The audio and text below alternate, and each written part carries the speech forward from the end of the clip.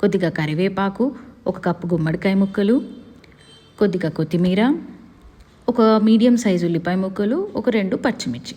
ముందుగా కడాయి వేడి చేసి కొద్దిగా నూనె వేసుకోండి. వేడి అయ్యాక కొద్దిగా పచ్చిశనగపప్పు,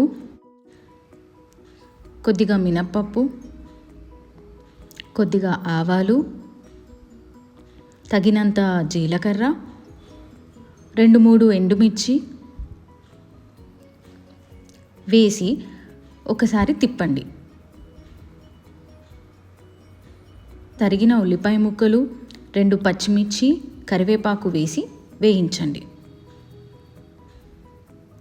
ఉల్లిపాయలు కొద్దిగా రంగు మారినప్పుడు గుమ్మడికాయ ముక్కలు వేసి కలపండి.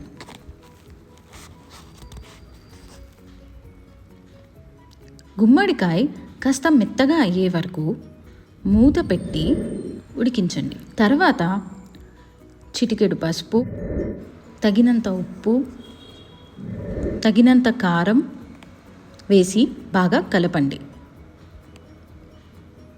బాగా కలిపి ముక్కలకు పట్టే వరకు ఉంచండి. తర్వాత నానబెట్టిన చింతపండు రసం వేసి కొంచెంసేపు ఉడకనివ్వండి.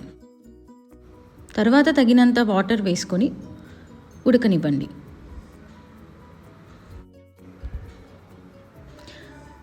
తరువాత కావాల్సినంత బెల్లం పొడి, చిటికెడు ధనియాల పొడి వేసి మళ్ళీ కలపండి.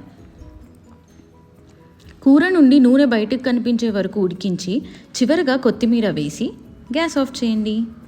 అంతే, రుచికరమైన ఎంతో విటమిన్స్ ఉండే గుమ్మడికాయ పులుసు రెడీ అయింది.